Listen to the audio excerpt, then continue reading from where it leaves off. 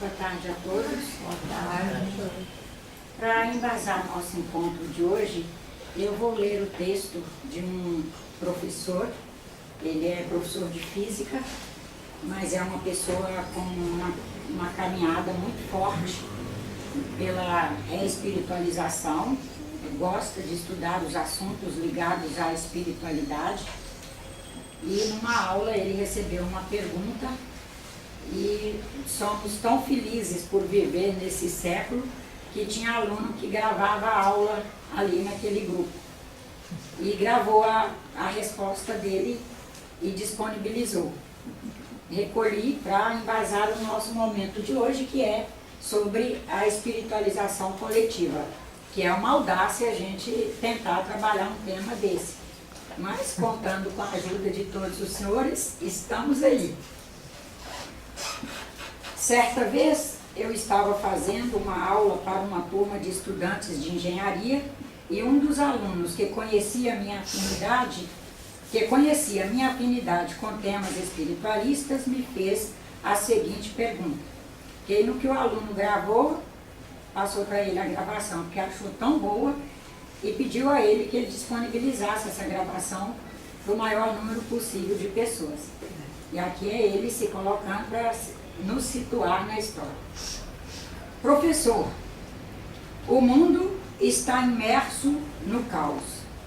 Milhões de refugiados de países em guerra, fome e escravidão em pleno século XXI, fundamentalismo religioso, terrorismo, epidemias, liberdades sendo cerceadas, presença de rentistas e fascistas no centro dos governos.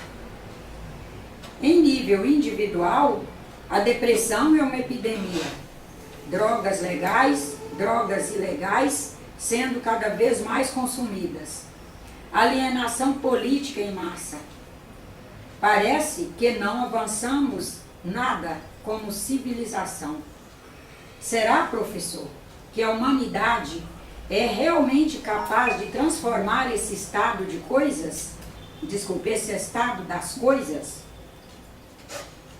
Minha resposta, já é ele agora. Minha resposta à pergunta tão importante foi a seguinte. Prezado amigo, acredito que somos capazes sim de transformar a nossa realidade. Afinal, recurso para isto a humanidade já tem. Contudo, eu te pergunto, você pessoalmente anseia contribuir para esta transformação?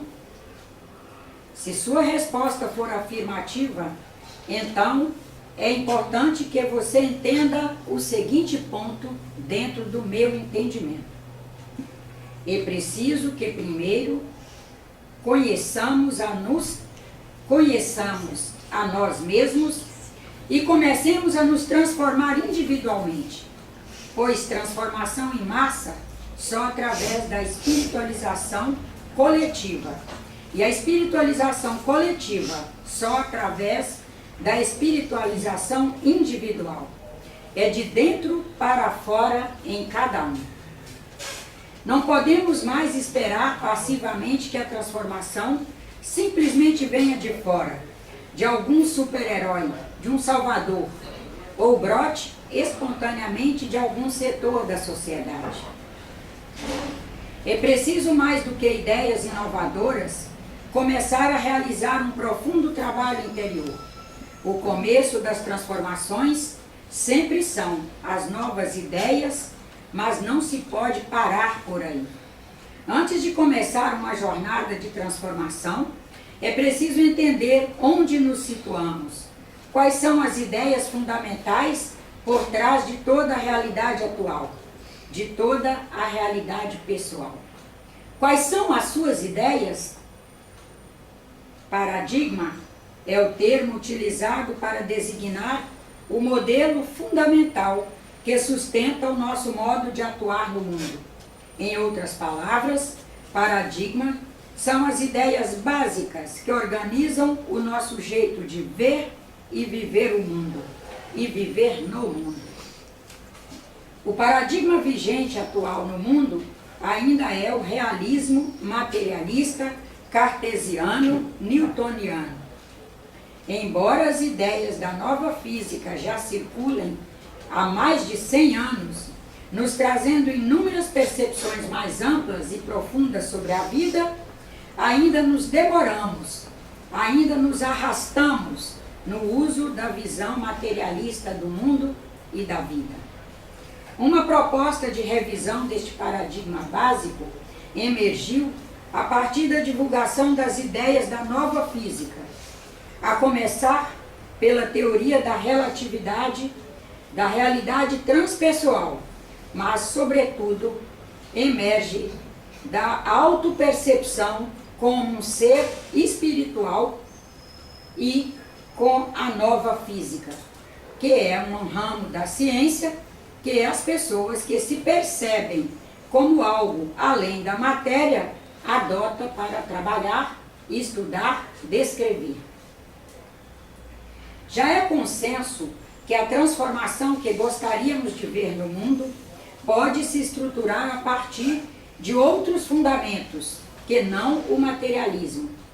Fundamentos a saber, o desenvolvimento espiritual individual, o desenvolvimento do nosso poder criativo focado no bem, o desenvolvimento da física quântica, que vai nos mostrando cada vez mais que somos um feixinho de luz, somando a todos, constituindo a iluminação do cosmos.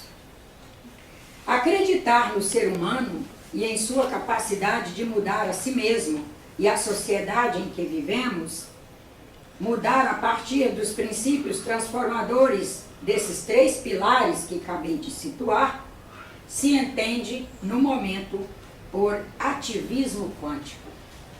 Portanto, já estamos munidos de ideias mais adequadas às nossas necessidades como humanidade e às nossas necessidades de transformação, pois já sabemos que precisamos transformar o nosso interior. Afinal, tais ideias mexem com o cerne das coisas, pois, primeiro, mudam a percepção que temos de nós mesmos como seres humanos. Paramos de nos imaginar insignificantes, pequenos, que não podem fazer muito. Cada um passa a ver que ele é o todo, que ele faz parte do todo, que ele está no todo, que o todo está nele, e ambos vibram, sempre e muito. Segundo, colocam em nossas mãos a responsabilidade pelo que ocorre em nossas vidas, individuais e coletivas. Paramos aí com a culpa e assumimos a responsabilidade. Assumimos que precisamos agora investir mais em incorporar a mudança da nossa percepção e da nossa atuação sobre o mundo. E então nos perguntamos, investir? E por que investir? Porque a tendência natural de ver e agir baseados em condicionamentos cria uma espécie de inércia mental. Quem investe em si, sai da inércia. E para mudar tais condicionamentos, há a necessidade de literalmente incorporar as novas ideias. Incorporar, meu irmão, vai além de apenas entender ou de simplesmente intuir a verdade por trás daquilo. Consiste numa transformação de corpo inteiro, que configura um novo modo de pensar, de sentir, de agir. É o fazer, é o homem fazendo. Hoje, ainda estamos condicionados a perceber o mundo da maneira cartesiana e o pior, apesar de já estarmos convencidos do valor das ideias do paradigma quântico, que é cada um oferecendo o que pode oferecer, nós estamos esperando que cada um, alheio a nós, ofereça o que ele pode. E às vezes queremos que ele ofereça o que ele não pode, o que ele não tem, o que ele não alcançou. A boa notícia, meu aluno, meu caro, é que os que estão chegando à Terra já vêm se formando, já vem formando uma massa crítica capaz de acelerar nossa transição para o novo paradigma, para este paradigma quântico. Quântico, não aquilo que vocês pensam que não sabem o que é o quanto que cada um é o quanto que cada um é o quanto que cada um faz, pode fazer. E se não faz, ele assume que pode fazer. Essa massa crítica está progressivamente alterando a vibração planetária, conferindo uma maior lucidez nas ações e contribuindo para nos despertar de séculos de ilusão e condicionamentos prejudiciais. A cada dia, mais pessoas buscam agir de acordo com este paradigma. Estas pessoas estão investindo em transformar seus próprios condicionamentos para algo mais condizente com as ideias do novo momento. Estão transcendendo, de fato, o materialismo. São pessoas especiais que estão incorporando em suas vidas novas posturas, participando ativamente do processo de espiritualização e estão contribuindo efetivamente para a mudança vibracional à medida que seus corpos estão também se transformando, mesmo que estejam seus corpos envelhecendo, partindo, mas partem transformados. Pode até parecer paradoxal, mas à medida que a pessoa avança em seu processo de espiritualização, amplia sua individuação, mais ela se sente integrada ao todo, ao coletivo, à natureza. Isto se deve ao fato de que a espiritualização nada mais é do que um processo que passa por transcender a ilusão da separatividade e, consequentemente, integrar-se à fonte única, à sua essência divina, sentir-se realmente parte do todo. Ainda, nos estágios iniciais da individuação, a pessoa se percebe desconectada do todo, da unidade. Suas posturas desprezam sua natureza individual, desprezam sua essência, desprezam sua alma. Ela, nesse estágio, é capaz de imitar, copiar, de não se perguntar, mas vai avançando e vai se perguntando. Por exemplo, a pessoa que ainda está nos estágios iniciais da individuação anseia por ser normal. E normal para essas pessoas nesse estágio é querer encaixar-se nos modelos sociais, seguir o senso comum. E isso contribui para o caos individual e coletivo que a humanidade se encontra. A transformação se dá quando cada vez mais pessoas transcendem a ilusão da separatividade, a ilusão da separação entre interior e exterior, entre individual e coletivo, e vive de fato a sua espiritualidade, assumindo sua essência individual única, sua alma. Nesta hora, nasce o ativista, pois ao invés de uma postura passiva e vitimesca, a pessoa abraça uma postura mais madura e ativa em relação a si mesma e ao seu papel no mundo, seu papel nos seus mundos pessoais. O processo de transformação exige, mais do que estar ciente das novas ideias, uma verdadeira purificação dos condicionamentos.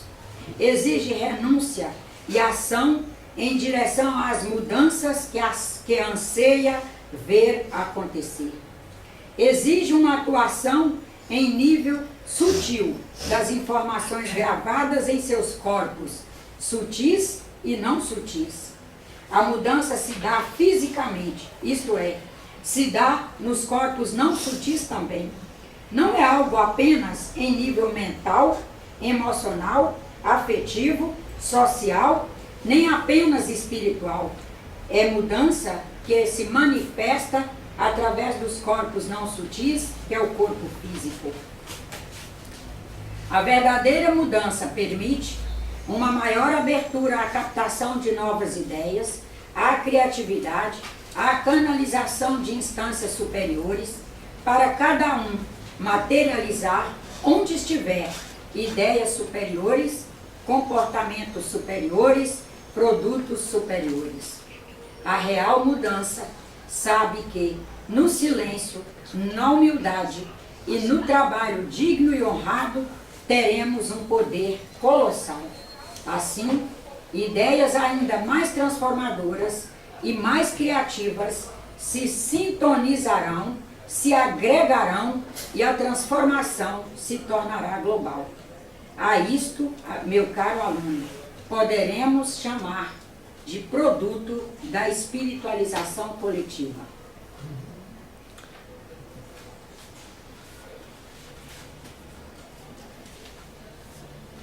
Não dá vontade de falar nada, né? Pensar. Pensar. Reflexão. Se alguém quiser, deixa o e-mail que eu encaminho o texto. Eu deixo sim. Eu vou pedir. Depois disponibilizar uma Vou prancheta. passar, se alguém Depois quiser. da palestra, Tá bom. enquanto a gente está preparando para o passe. Quem falou que quer? Hein, Aninha? Talvez agora eu desconcentre um pouco, mas então, vamos Depois voltando ela aí, eu mando depois. Então vamos lá na espiritualização coletiva. Os espíritos têm procurado nos alertar que nós ainda estamos utilizando, enquanto espíritos encarnados, apenas 0,02% de nossas conexões neuronais. E que trazemos condições de aumentar esse percentual, passarmos a gerenciar como espíritos o nosso perispírito e com esse gerenciamento melhor, através do autocontrole, da autoadministração e, sobretudo, da disciplina pessoal, porque para fazer autocontrole, autoadministração, nós precisamos de disciplina. Que com a disciplina que nos é possível, no máximo esforço nosso, irmos assumindo, nós vamos descobrindo como devemos nos determinar onde estamos. A isso a gente chama de autoadministração. Como nos administrar no que estamos vivendo, na máxima instância nossa, no sentido do melhor. Com isso nós vamos treinando o nosso autocontrole, vamos tendo condições de imprimir no perispírito informações que ele pode passar para o corpo físico, porque ele é que se comunica diretamente com o sistema celular, para aumentarmos a utilização de nossos neurônios.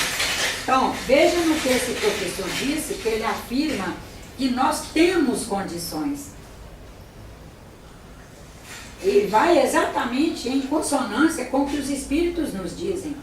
Se nós estivéssemos aqui sem condições para ir buscando resolução para este momento que estamos vivendo, nós não teríamos tido condições de produzir um conjunto celular onde uma das subunidades do conjunto, não vamos chamar de sub porque não é, uma das unidades do conjunto é um sistema de neurônios onde nós utilizamos apenas 0,02%.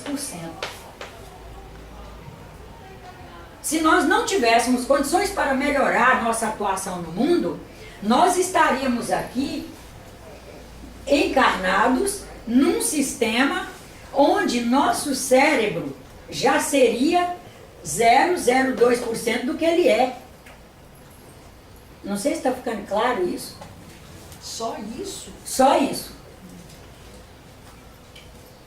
Os fisiologistas, como veem de forma mais superficial, afirmam que nós utilizamos 0,2%. Os fisiologistas.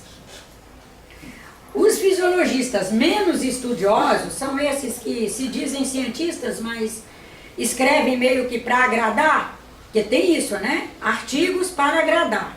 E artigos que é realmente o que as pessoas esforçadamente, na humildade, conseguiram enxergar. Os Mas os menos estudiosos, que escrevem para agradar, dizem que nós utilizamos 2%. E são os menos estudiosos. Os mais estudiosos afirmam que nós utilizamos 0,2%. Os espíritos afirmam que nós utilizamos mais ou menos 0,02%. Claro que numa plateia assim vão ter uns que utilizam mais, mas isso eles fazem para nos colocar no sentido de uma média.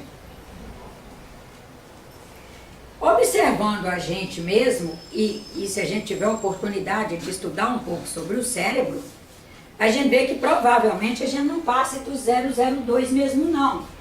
A complexidade que ele é, a quantidade de funções que ele pode fazer, e que às vezes nós, por não imprimirmos a força espiritual para mover esse conjunto e colocá-lo para efetivamente trabalhar em prol do bem, é aí que a gente vê que cai para o 0,02. Por exemplo, nós ainda somos uma sociedade adversativa.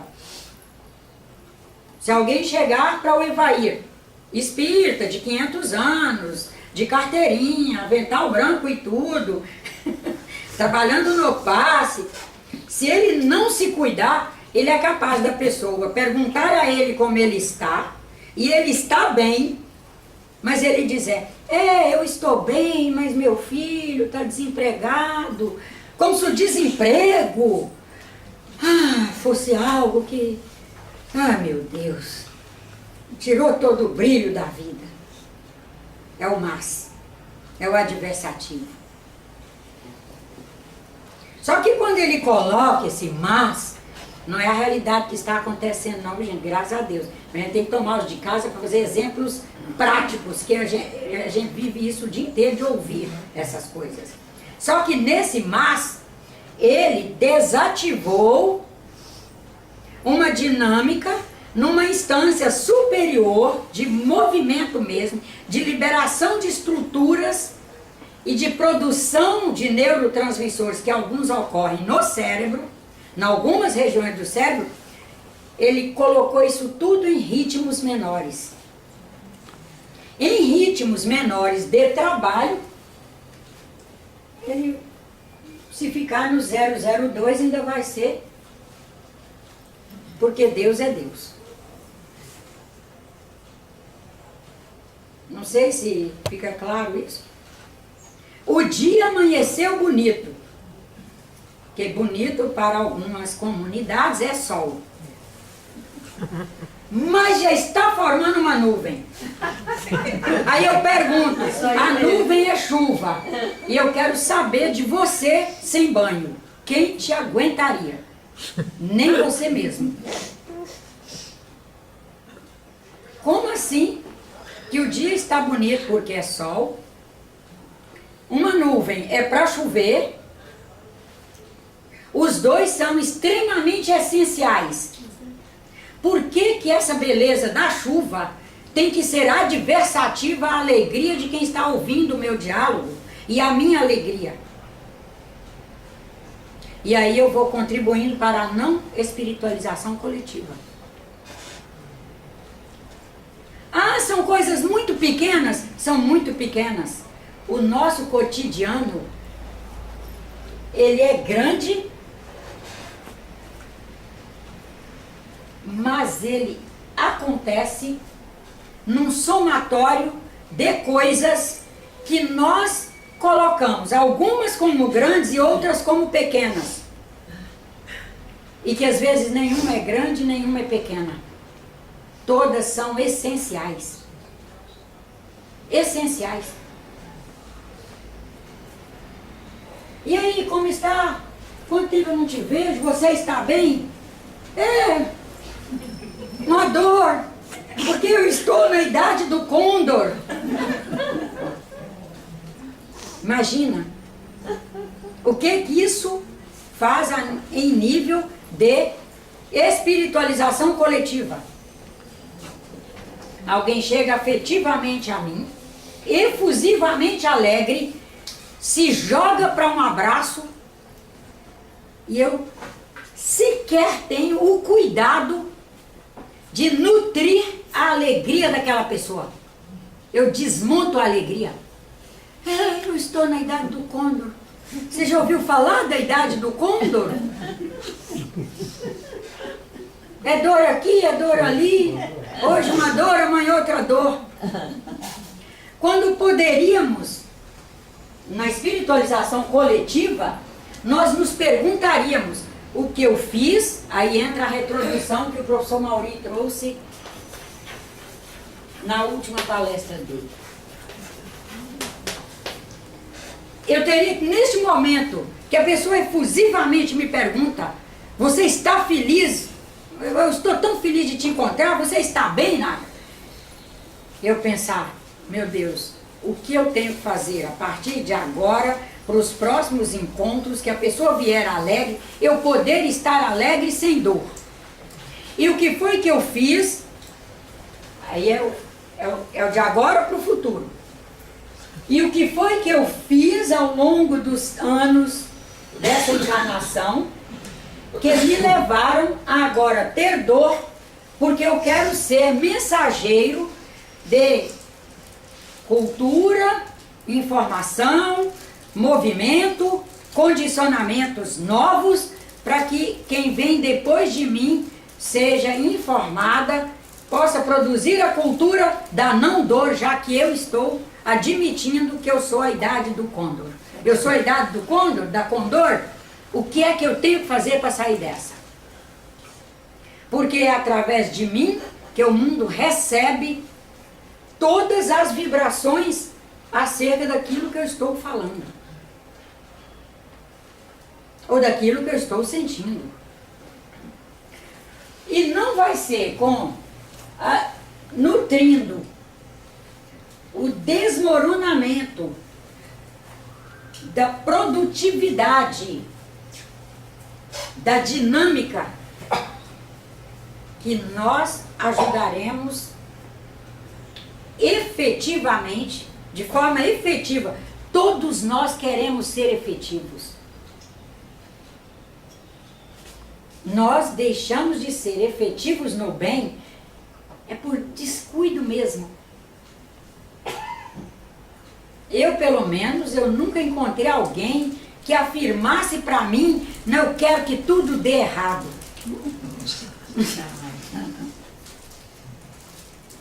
Nunca encontrei uma pessoa, mesmo pessoas muito em crise, e mesmo pessoas psiquiatricamente comprometidas, bradando, dizendo coisas horríveis de todo mundo, falando contra o pai, a mãe, os irmãos, cunhado, esposa, filho.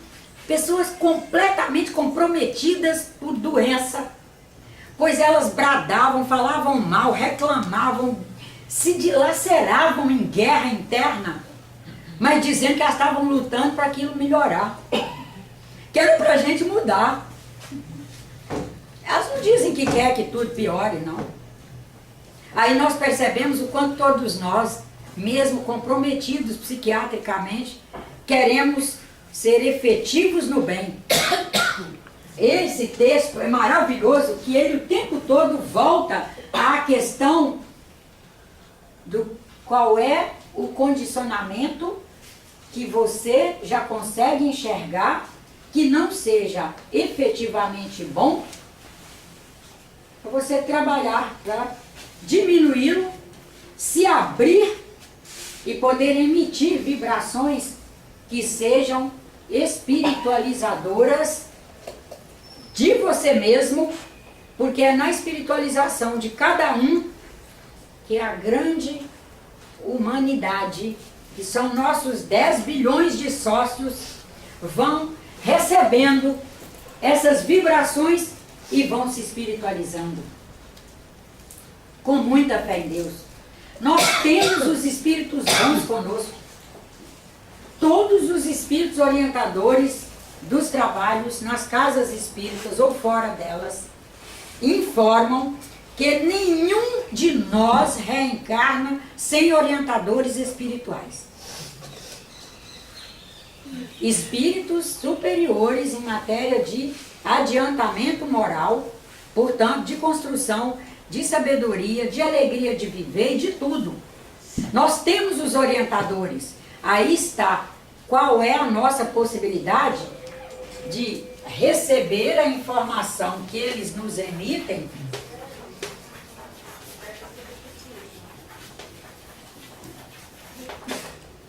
e processá-la. Eles estão se comunicando conosco o tempo todo, através do nosso intuitivo. E quando o nosso intuitivo não consegue receber uma mensagem e codificar, recebemos. Todos, segundo eles, nenhum de nós reencarna em impossibilidade de receber a informação e orientação dos orientadores espirituais.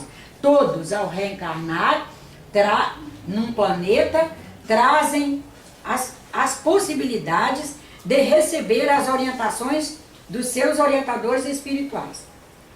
Quando nós estamos vivendo momentos críticos, ou até mesmo porque fomos nos descuidando,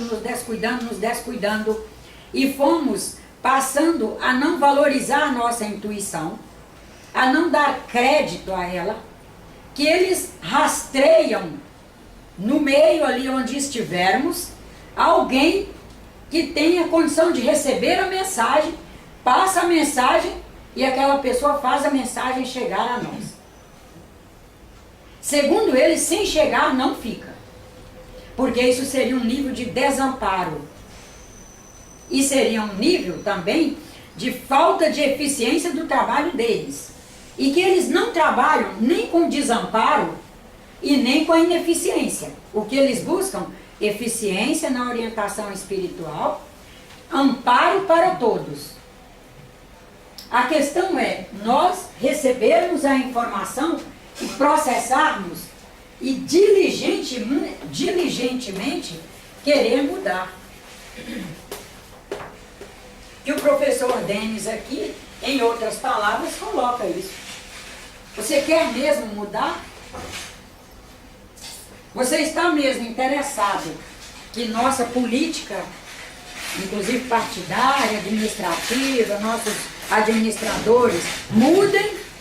Ou você aprendeu a fazer alarido acerca da vida alheia? Os políticos viraram a vida alheia. Se o Luiz Adolfo até agora tinha o hábito, era de falar mal da Nájila, do Evaí, da Ana Maria, da Célia, do Daniel e da Gilda, que são seus colegas de trabalho direto aqui, ele agora incluiu um outro grupo que trabalha sendo fiscalizados e mostrados ao país inteiro através de uma coisa que chama imprensa. Então, na verdade, o menino aí aumentou o grupo. Antes ele se ocupava de falar de quem ele via fisicamente, podia palpar fisicamente. Estava aqui conosco todo dia trabalhando. Agora veio o recurso tecnológico. Com ele, nós estamos todos os dias encontrando os que estão aí para nós apalparmos e os que chegam a nós através dos terminais da tecnologia. E até isso nós precisamos admitir para nós. Eu tenho um recurso maravilhoso na minha mão. Estou usando para a reespiritualização? Para eu ser um agente da espiritualização coletiva.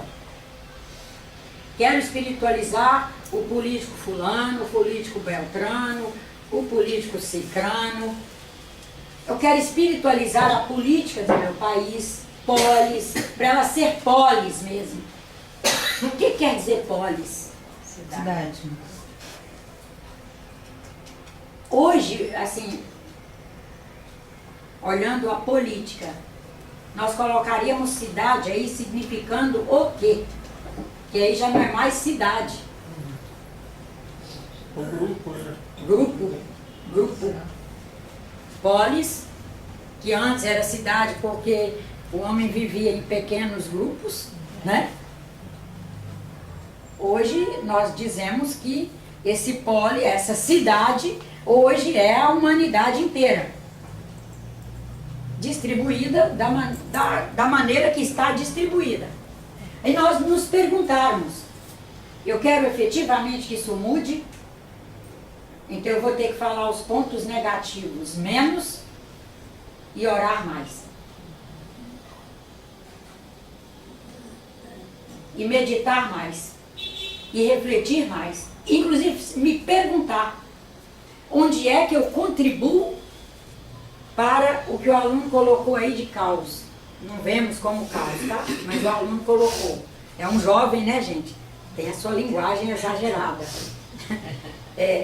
Eu realmente tenho coragem de olhar para mim, diagnosticar em quais pontos que essa gente inteira não está administrando-se bem neles, que eu ainda sou um contribuinte, eu quero diminuir a minha contribuição até cortá-la, até ela acabar. Mas, no caso que está aí borbulhando na imprensa, eu hoje, inclusive, publiquei uma reflexão no Facebook, que muita gente estava revoltada, e a gente, acho que é um momento, a gente não tem que estar com raiva, tem que estar triste por uma pessoa que teve uma grande oportunidade nas mãos e se desviou do caminho. Então, qual foi a reflexão que eu pedi a todos?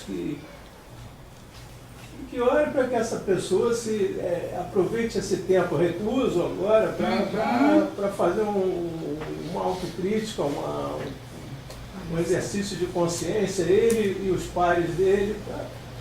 E nós mesmos, porque todos somos reclusos de alguma coisa. Porque, inclusive, certas posturas geram outras, talvez, mais radicais ainda. Uhum.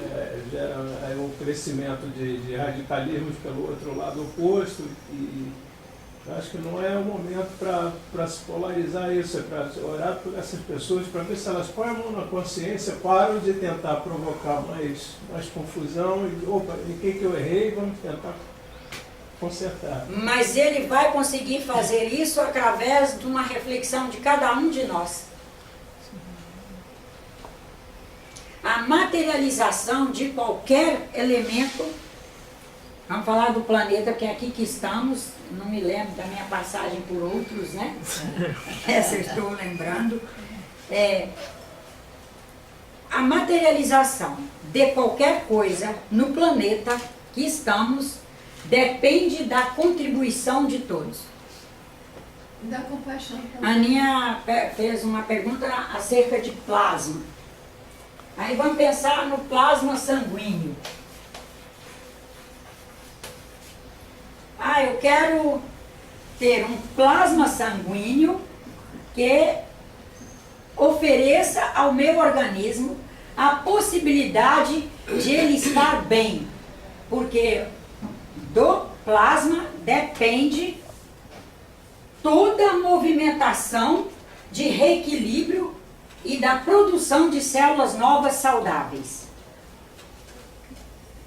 Para eu constituir esse plasma, gente, é uma coisa física. Olhe bem para ver como nós dependemos da coletividade. Depende de agricultores produzindo comida, trabalhadores de tratamento de água, que é a água que eu bebo, trabalhadores da higienização das ruas, vamos chamar de garis, que é o nome que é dado mesmo, dos garis.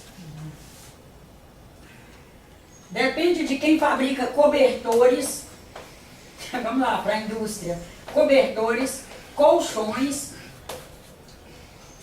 Eu tenho que ter momento de reciclagem, o sono. O sono é fundamental. Gases poluentes. Depende de quem tenha purificadores, produção de equipamentos e instrumentos, para que as indústrias possam ali mesmo tratar seus gases, tratar os rejeitos da indústria. Vamos pensar industrialização pesada. Vamos chamar de indústria pesada, que é que produz máquinas, equipamentos, coisa em peso.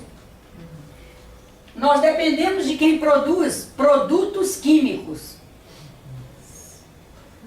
As bactérias estão aí dividindo espaço comigo. Daí, contraiu uma bactéria. O corpo inteiro virou bolota pelo corpo afora. Um rapaz que trabalha conosco, aconteceu essa semana. A gente que trabalha muito e trabalha com público, não precisa de exemplo teórico, né, gente? É tudo na prática.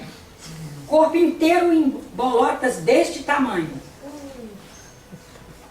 Inteiro, inteiro, inteiro. Não sobrou lugar. Então, depende de quem produz os produtos químicos, de quem os manipula e transforma em medicamentos.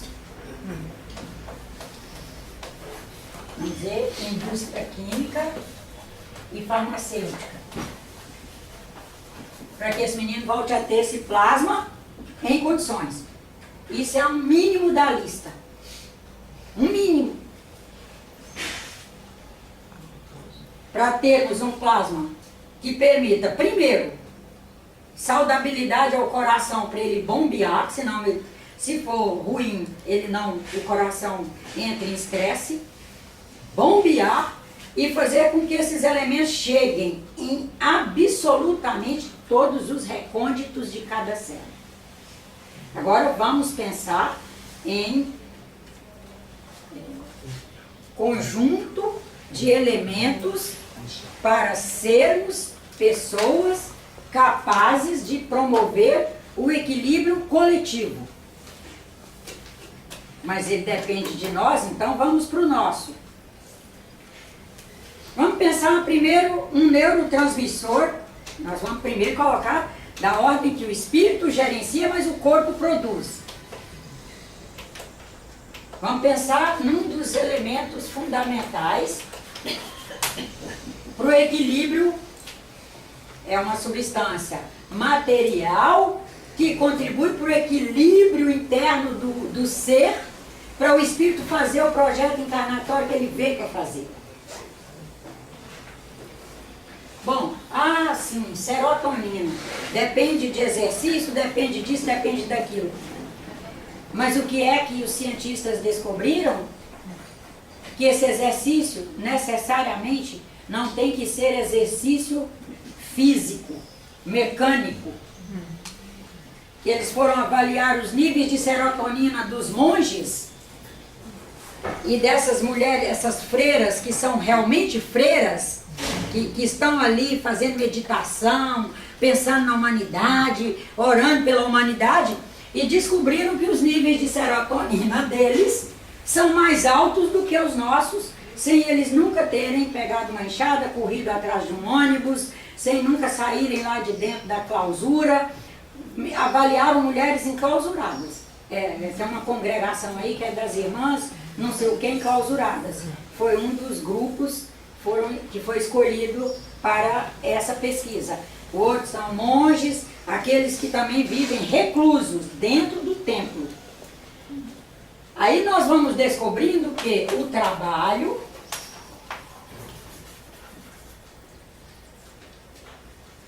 em prol da humanidade,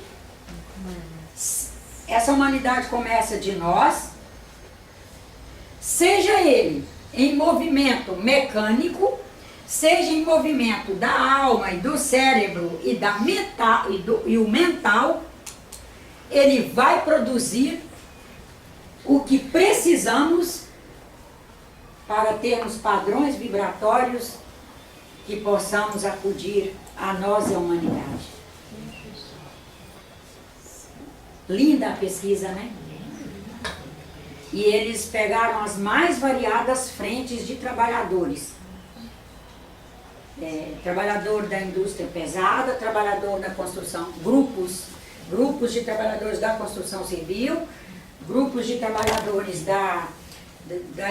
das indústrias que trabalham ali dentro de laboratórios, caminhando para lá e para cá, sobe escada, desce escada, mexe, pessoas que trabalham assentadas, as que trabalham assentadas, que são adaptadas ao trabalho, que são felizes com o que fazem, as que trabalham assentadas atendendo público, mas que trabalham bem a história de estar ali para responder, dizer e tal, mesmo sendo assentadas no tal do sedentarismo, as que estavam bem adaptadas e que punha todo o sistema para funcionar, o físico não podia fazer movimento, mas o sistema ligado ao emocional, afetivo, social, prestar um bom serviço, prestimosidade, bondade, amor e etc., que elas produzem serotonina de forma compatível com os que trabalham em movimento físico.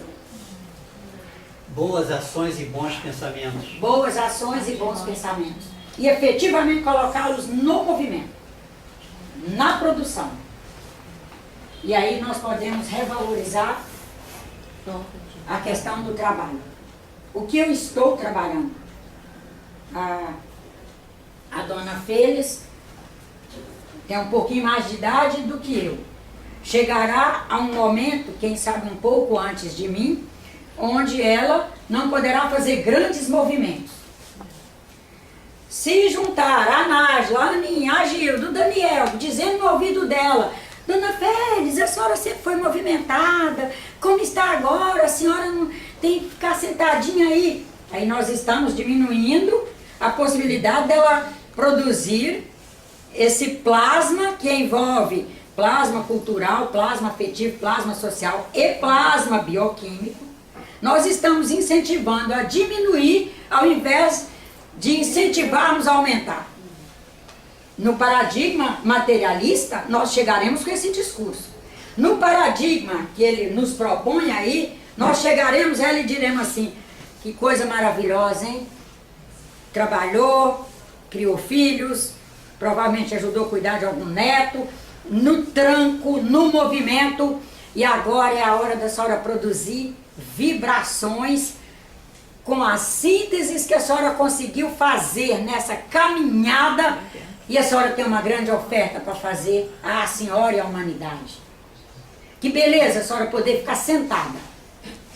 Que maravilha a senhora poder sentar como o monge que está lá no alto do Himalaia emitindo padrões maravilhosos para a humanidade, como a freira da congregação das irmãs não sei o que enclausuradas, como fulano que escolheu viver em processo meditativo lá não sei onde. A senhora é a nossa representante e está aqui, e nós estamos aqui.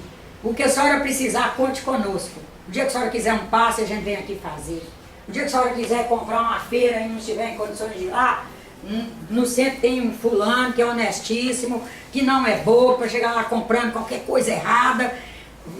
O dia que a senhora quiser, ligue, a gente pede fulano para vir aqui fazer a feira, trazer, pôr aí para a senhora e etc. Ter uma linguagem compatível com o que nós queremos. Nós queremos vibrações boas para a espiritualização de todos. E é só isso que nós precisamos.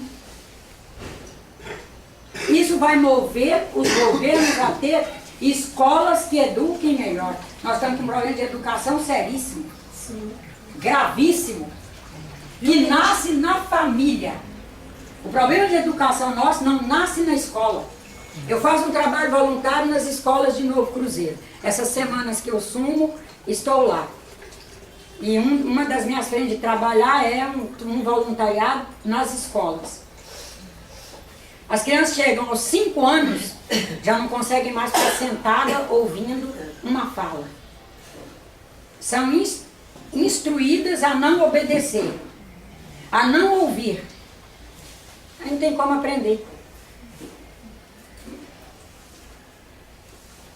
Agora estamos vislumbrando uma possibilidade de melhora no momento em que algumas instituições estão conseguindo enxergar que, como foi estruturado e no nível que chegou, não dá para continuar. Estão começando a pensar, a querer nos ouvir e pensar acerca da autoridade da professora, autoridade da diretora, autoridade dos pais enquanto educadores, que foram retirados.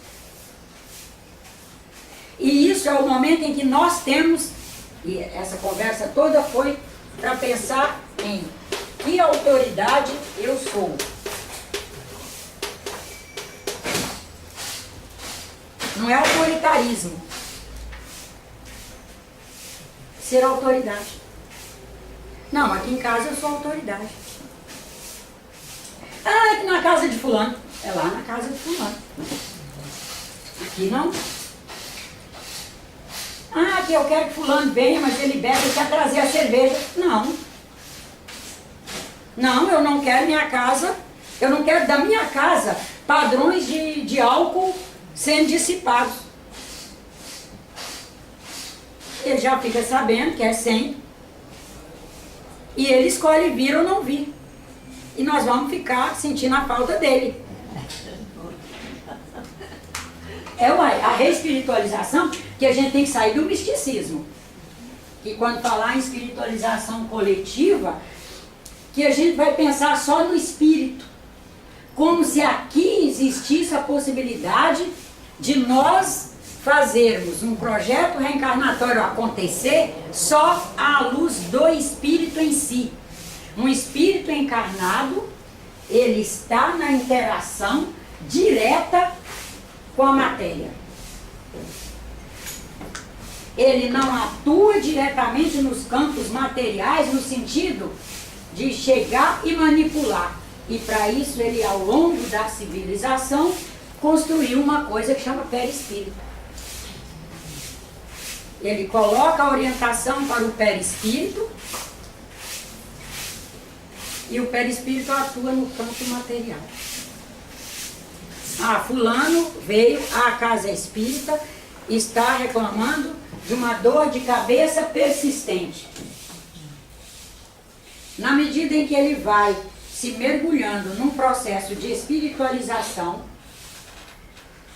que é coletiva, ou seja, todos chegam a ele com eflúvios desse processo de espiritualização, fulano vai conseguindo ver onde nasce a dor de cabeça, por que ela nasce, vai começando a se sensibilizar, a descobrir as causas, entra de novo a tal da retrodução, ele volta no tempo, procura as causas, procura onde estão as condutas que alimentam o nascimento daquela dor, se posiciona de forma diferente no presente, sair do condicionamento do professor Denis aí, se joga para o futuro para se ver uma pessoa sem dor.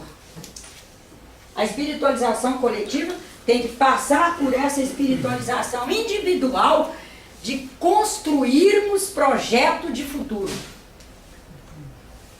Nós ainda estamos colocando o nosso futuro no obscuro. Ah, eu já sei que da agora para diante é só dor. Lastimar, mas a gente escuta isso. É verdade. Esse menino está crescendo, já sei que da agora para diante é problema. A gente chega ao absurdo de chegar para um pai e uma mãe que tem filhas bonitas e dizer, fulano, você vai ter um problema grave pela frente. Meu Deus do céu, gente. Será que não é hora de ver que linguagem é essa? Onde que alguém, porque é bonito fisicamente, é problema?